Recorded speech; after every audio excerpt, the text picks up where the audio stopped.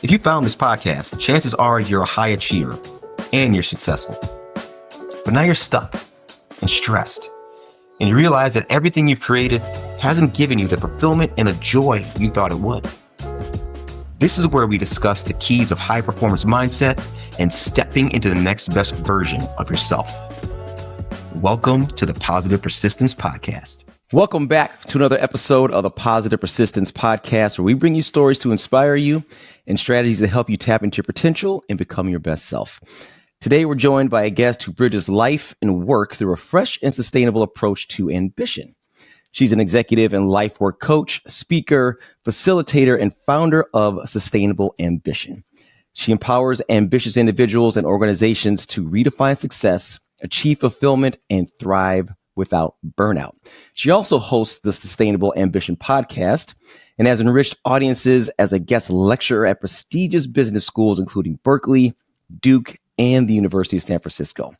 As a former triathlete and a marathon runner, Kathy is no stranger to resilience, persistence, and embracing joy in the journey. Kathy Oneto, welcome to the show. Thanks so much for having me, Ian. It's a pleasure to be with you. I am really excited that you're here, and I have to give you the kudos because I've always wanted to do a triathlon, but it has just not happened. It is on my bucket list. I think I want to do that still, but I just know that. Do it, Ian. I Come just on, know you that, can do it. After the time investment for running marathons, I can't imagine what that time investment is for running a triathlon or competing in one. So I give you all the praise. I give you all the praise for. Well, thank you. I appreciate that. That's amazing. Well, Kathy, I want to kind of just jump into this conversation because you have a very interesting background and a very interesting topic that you speak on. But to kind of dovetail in what we just introed in a little bit, your background includes being a triathlete and a marathon runner while managing a demanding career at the same time. How does let's say your personal resilience and, well, I would imagine you have to have some pretty ironclad discipline transfer into the principles that you teach about persistence and overcoming challenges? This is a really good question. I think wow, I haven't really been asked this question, Ian. So it's good. Yeah, you're like, exactly. It is true that I believe that my training in athletics, does make me think about, how this relates to how do we sustain ourselves as we're pursuing goals. Mm-hmm. And, I'm going to go to actually, a couple of different things here that you're bringing to mind for me. One is that I really believe in this idea of putting in the hard work, so that when you get to that performance day, mm-hmm.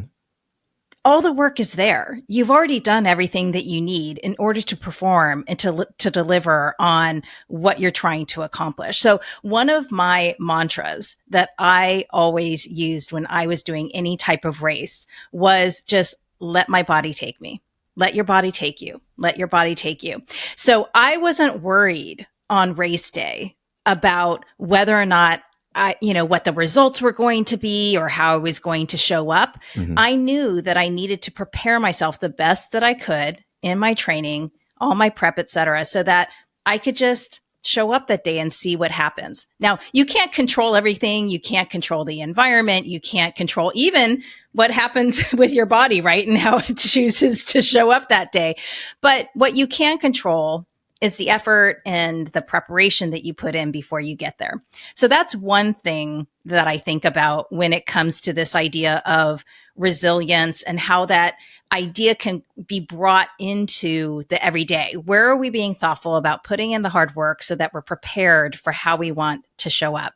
Right. Now, the second thing I want to share is that it's not just about hard work and driving hard. You as an athlete know that rest is really important. Absolutely. And so, we talked about this concept in athletics about periodization, mm-hmm. this idea of you train hard and you also really need to rest.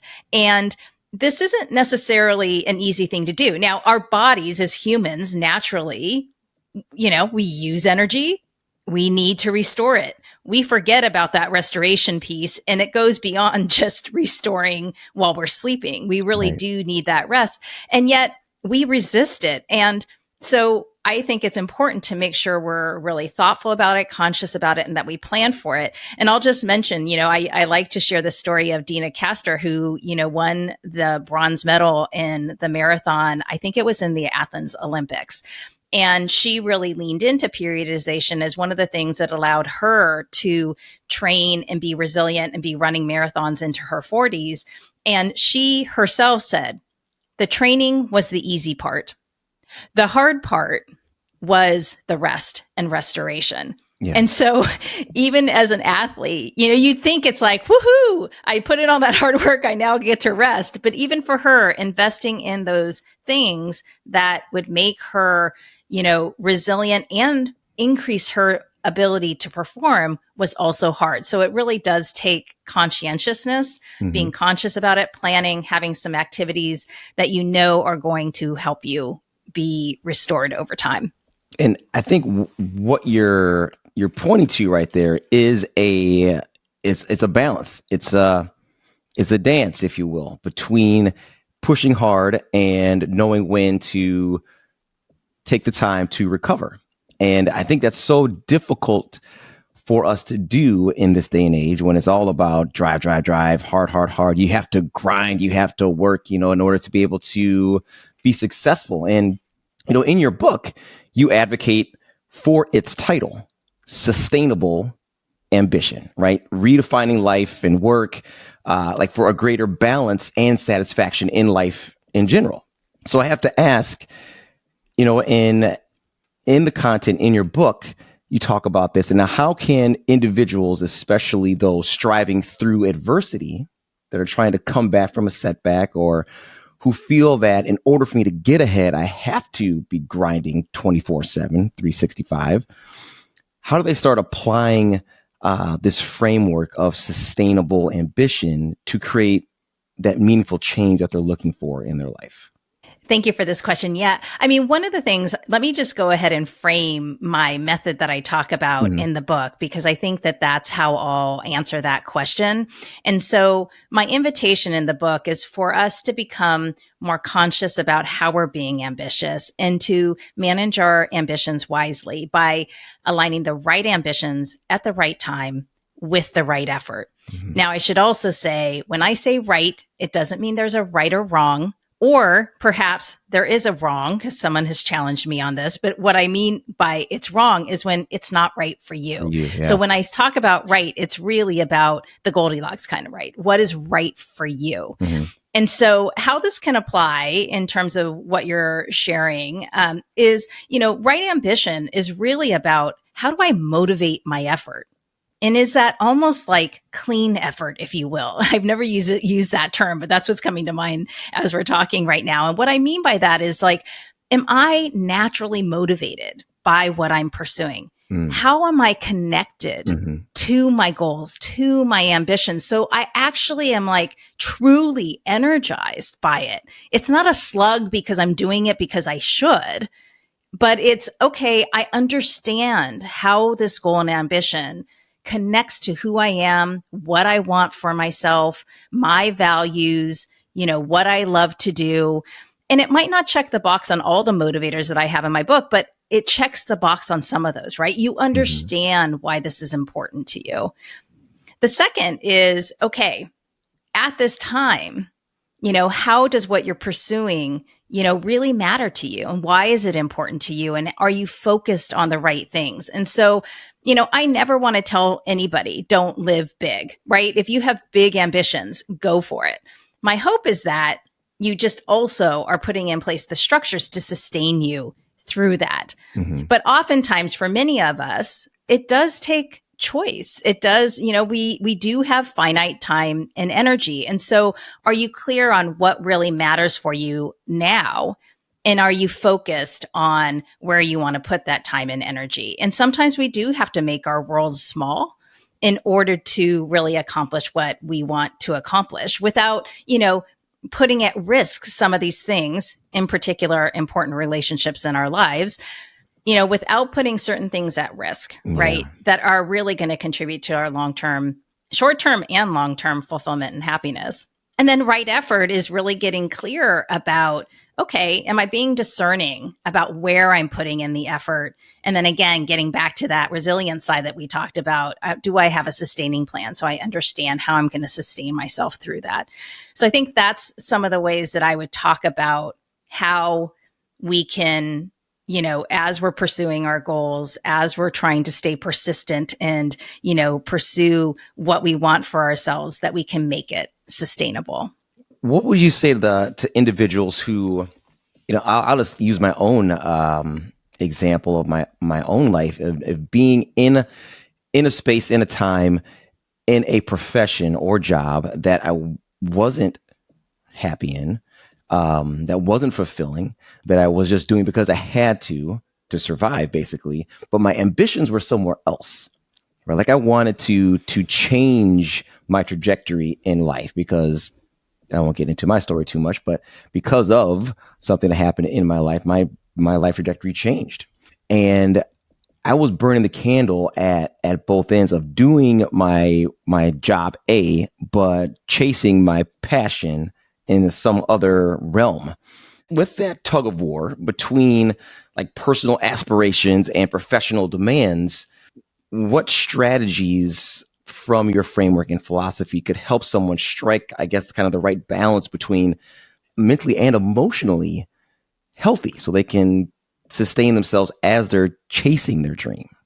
Yes, I appreciate you bringing this up because this is a critical component. It's not just the physical, like, hey, do I have the energy? That emotional side is really important, as you're saying. Mm-hmm. And I'm going to say, I don't have a magic wand here, right? I just want to be honest about that, that what I am trying to do is offer people a method and a way of thinking about this, because oftentimes what we do is we just say, oh, I want better work-life balance. And that term I don't like because I don't think, you used the term balance earlier and the way you used it is correct. I use it too in the end. And I applaud what everyone wants when they use that term. But my concern is that it sets unrealistic expectations about what that means for us, right? And I think it also is it's elusive. It's a mirage. We're not really ever going to reach balance. And so I just want to be realistic that I'm providing a method to help us think about how do I navigate these conflicts that I feel, around when I am trying to pursue a lot and I need to focus my time and energy and I need to manage my capacity in terms of how I'm applying all that I want to do.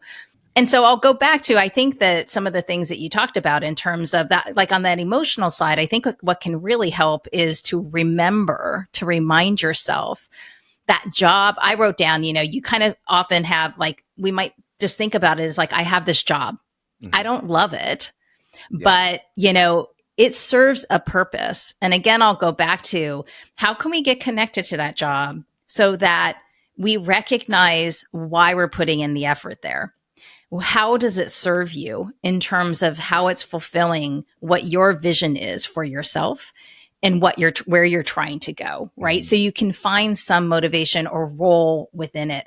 I also do think, and based on interviews I've had with various, people on my podcast too, I do believe we can find meaning in almost any job. Sure. I think it does take some time and energy to do that, right? And yet, to your point, many of us have these things on the side, if you will, that actually do give us more energy, right? That we are trying to pursue. And so, I think that what I'm alluding to earlier in terms of like, this isn't easy, right? Like when we are trying to do a lot and we have a full-time job and we are trying to build this thing on the side. Yeah, that's hard. That's a lot to carry. And then I think within that, what I would say is that thinking about some of the things in the book, like how do we pace ourselves? Pacing to me is really important, both in, running a marathon, doing a triathlon, training, but also in life. How do we pace ourselves? And then I talk about taking breaks at different time intervals. So we do need breaks during each day. We do need breaks over the course of periods of time. And I think what it takes when we're juggling this much is being really thoughtful about paying attention to how am I feeling? What is my energy level? Do I need a break here? And building in those breaks over time and being really thoughtful about it, because it can both serve as time for restoration, but it can also serve as a motivator. Like I know I'm going to get a break at this point, right? So making sure that we're building those things in. The final thing I'll say, and then I'll pause, is just to also note, and I know I'm certainly not the first person to say this. I'm probably not even like the millionth person to say this, but paying attention to those really critical times in our lives that are really important for us and making sure that we're truly present for them is, I think, really important. So if it's a family dinner, say, making sure that you're truly present in that moment for a period of 30 minutes to 60 minutes with your family can do wonders, both for sustaining yourself as well as for investing in those relationships that are really important to you. Yeah, I have, speaking to that, I have learned the hard way what happens when you don't do that.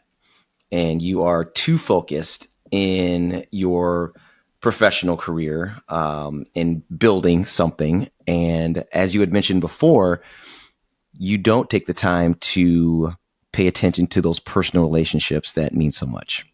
And that has come back to bite me big time with my kids.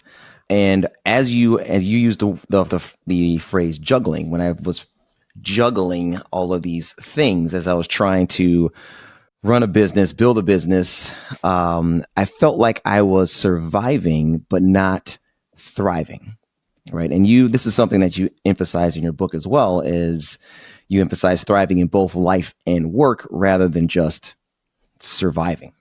In your perspective, what does that mean? And I think you kind of covered a little bit of it just now in terms of a key to thriving is being able to take a break, take a pause, take a rest so you can regroup, recalibrate, and regain your focus and go back at it. But how would you give our listeners and viewers a way to kind of evaluate where they are and shift their mindset towards the goal that they want to achieve? And I would imagine that goal would be thriving and not just surviving. I think what can make a difference is to do the work to first understand what's important to you. Mm-hmm.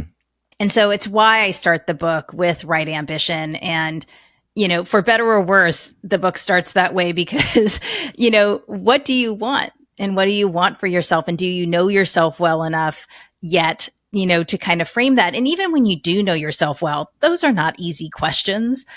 And yet that foundation is what can help guide us and ground us in making choices around where we do invest our time and energy.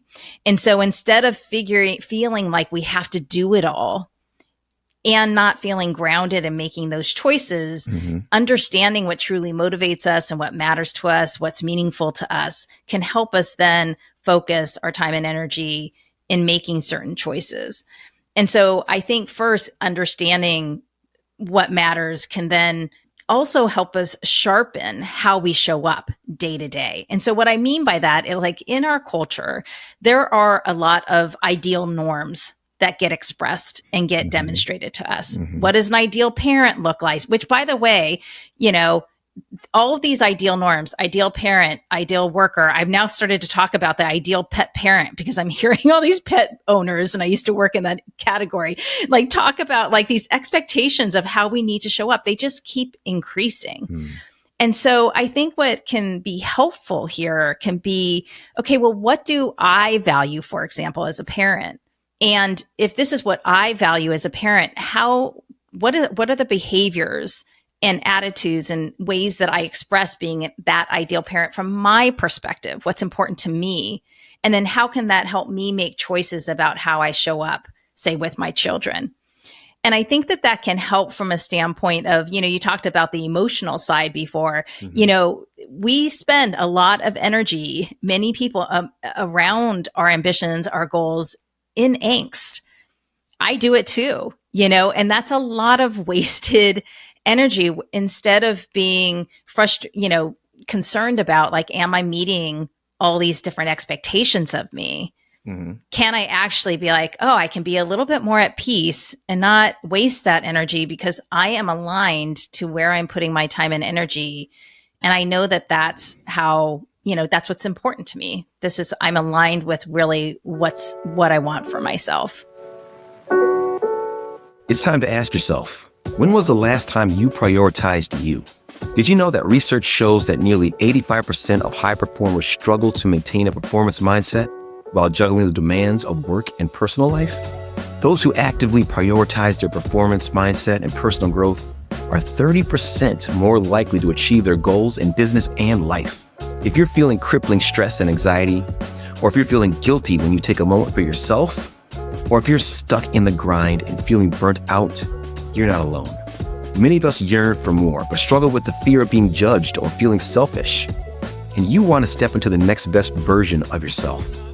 That's why I created the Rinse Method, which got me from paraplegic to marathon runner. Backed by science-based proven strategies and now customized for high performers like you.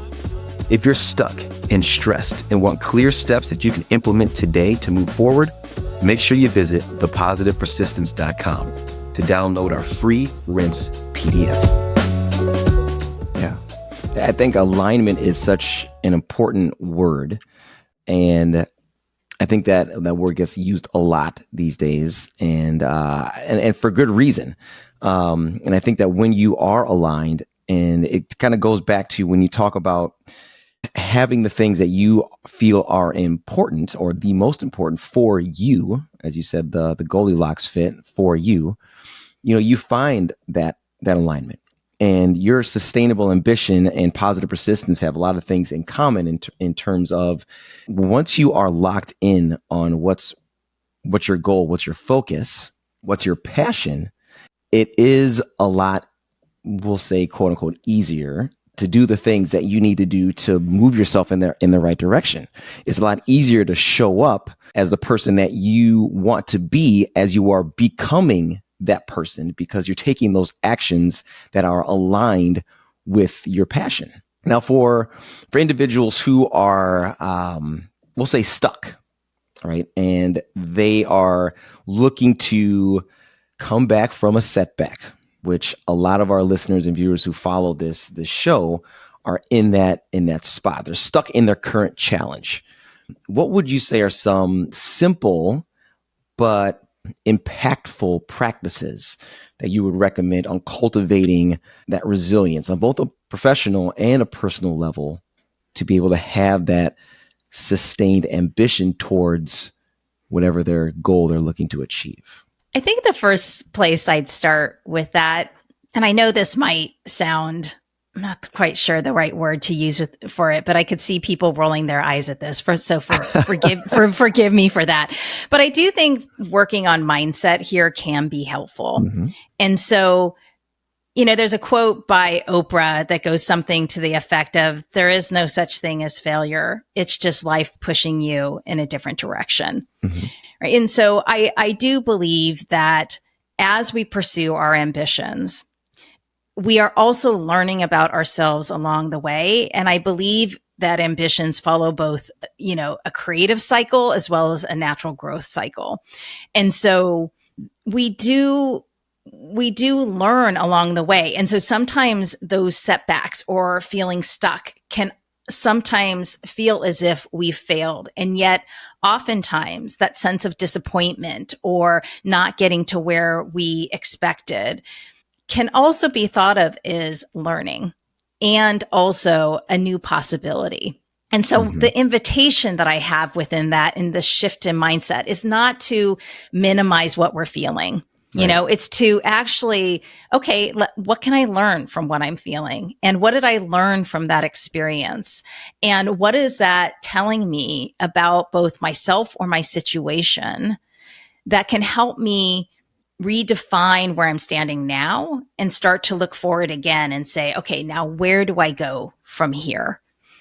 And so, I just did this episode, a solo episode on like dealing with mixed emotions. Mm-hmm. And, mixed emotions is very natural. And what can help is exploring those mixed emotions to say, well, what is really going on? And what is this, one side of this emotion really telling me? What are actually the positive values of that? What are the negative values of that? What is this other mixed emotion telling me? And again, what are the positive values of that? What are the negative values of that? And what insights do I glean such that I can reframe how I'm feeling, relook at these mixed emotions and actually redefine them in a way that's more empowering. So I've actually been doing this for myself, even going through this big ambition, launched a book. Okay, where am I? How am I feeling about this? And it's given me a more empowering way to look at where I'm standing now and also to tell my story to myself in a more empowering way to move myself forward. So those are a few thoughts. The one other thing I want to share really quickly, Ian, is just our community, who we surround ourselves with, is critically important. Absolutely. And so, it takes courage to continue on this journey of life. Mm-hmm. It takes courage when we're trying to be persistent. And, having those people around you that have your back, that are going to support you, is really, really critical. Absolutely. I couldn't agree more. And to that, just to add on to that, it's also important to have those individuals around you that are going to push you. Those people that know you and who, when you are feeling like, I don't know if I can do this, or you're feeling like I can't do this, this is too much, and they call you out, they call your BS. They're like, no, yes, you can do this, right? And I think when you use the word mindset, I'm not rolling my eyes back here, Kathy. I am leaning in to listen, because I'm all about that. And to throw a quote back at you from Gandhi, he says that, or said that, strength does not come from physical capacity, it comes from an indomitable will. And I think that when you pause and you can look back on the things that you have achieved thus far in your life to get you to where you are, even if you're in a point to where you're not feeling like you're succeeding, you have had so many victories in your life, big and small, to get you to where you are. And when you look back and you start to stack those up, you start to realize, wow, I am a very powerful individual who's been able to overcome some things that I didn't think I was going to be able to before to get here. And so now in this moment, when I am stuck and I'm looking at this colossal problem, we'll call it, or issue or challenge that's in front of me, I think I know that I can do this too, because I've done it before, right? And in a different season, and in a different environment, in a different challenge, but I've been able to succeed before, and I can do it again. And I think that's all boils down to mindset. And I love that phrase, sustainable ambition, like to be able to believe in yourself. And I think that's what also boils down to. And I'll ask you that question, like, where do you feel self-belief fits into having that sustainable ambition? Yeah, I think that having self-trust and self-belief is important for persistence, mm-hmm. right? And I started to say, I came across this theory, the Snyder Hope theory. So really what I want to say is, like, I believe that ambition is hopeful. And part of the reason for this is how he defined hope, which is this idea of having goals, mm-hmm. Being able to identify pathways to achieve those goals, and then believing you have agency to actually go and pursue those goals. And so that's where I'm connecting in, Ian, to the idea of self-belief, right? Yeah. So if we don't believe, like, okay, I can have this goal, I can figure out the pathways to get there, but I don't know if I believe I can get there, right? I don't believe I have the agency to get there.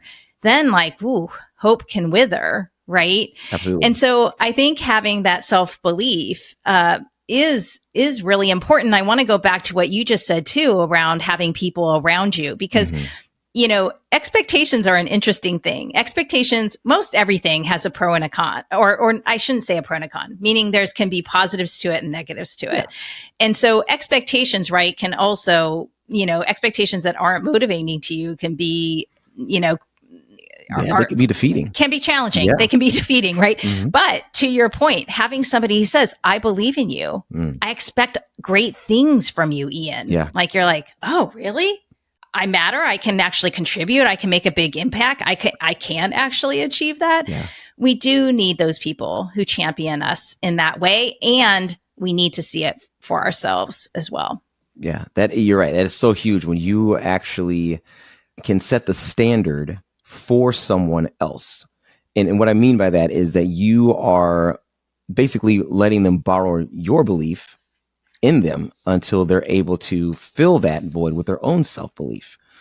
And setting that standard isn't meaning that you are expected to work up to this level or to become this. But setting that standard is, I see the potential in you that you can become this. Right. And then that belief, you breathe that into somebody else. And that's so true. I love that. One thing, if I could, that I would just like to build, I wonder if part of this, seeing someone's potential, setting that expectation or helping them build that self-belief, that part of what I think is critical in that too, is that we see the resonance in it for them, right? So when it's an external expectation, that is a should, that is not aligned to what they want. Yeah. It is not their right ambition. But when there is resonance in it for them and they're connected to it, right? That they are motivated by it, that there is that spark around that idea, because oftentimes we don't see that spark for ourselves. Like I love it when I'm working with my coach and she's like right there. See that energy, and she's like, go back to 30 minutes, this time in our, it's kind of, we often need people to see when we get lit up. Yeah. When we get sparked by something. And I think when we have that resonance and then somebody believing in us and pursuing that, I think that's where the power is. Yeah. So true. Absolutely. And when you say that, God, that brings me back to so many conversations that I had with my father growing up, where there wasn't that resonance, right? There was that you should do this, you need to do this, you have to do this, and it's like, no, this is not what I want. This is what you want me to do, but this is not what I want to do. This is not where my passion lies. And I think now, just from my own life, and as we had talked about briefly before we started recording, with our 6 kids, I have to be very careful in that as well, and not putting on them my expectations that don't align with what they are passionate about and what they want to achieve. Now, of course, there's certain things that you have to do, but right. But that's something I learned from my relationship with my father growing up, is that if those expectations aren't in alignment, if there isn't that resonance with that person, not only is the message falling on deaf ears, but now you're creating adversity between you and that individual. And that's so important to think that's on the flip side. But let's bring it back to the positive side, because you are so right. It's whatever the phrase is, that it's hard to see the picture when you're in the frame, or hard to read the label when you're in the bottle, or whatever it is. But you're so right. Like we gloss over that, and not purposely. It's just who we are and part of what we do in terms of our conversations or carry on ourselves. When we have somebody around us that can pause us and say, hey, yes, that right there, that's exactly what we're talking about, right? And that is so key, to have that poignant moment that can open your eyes, and you can then reflect and say, well, yeah, I do have what it takes, right? Or I do have what I need to be able to sustain this ambition that I have to become better than I am right now, right? Or to achieve the things I want to achieve. So true. Now, I want to ask, like, drawing on your coaching experience. Now, you work with organizations, and of course, obviously, even in your personal success as a triathlete and marathon runner, if you had to give like one actionable piece of advice that you would offer to our listeners and our viewers to help them stay persistent and stay positive to overcome their life's challenges, what would you pick out as like the one thing that you would tell somebody in that situation? I'm going to go with this one. Again, this may feel a little too soft. So if you want a second one, let me know, Ian. Okay. But I would say really to have self-compassion. And the reason I'm going here is because living our lives as humans is not easy. Mm-hmm. And we will get things wrong. We will stumble. And that is very human.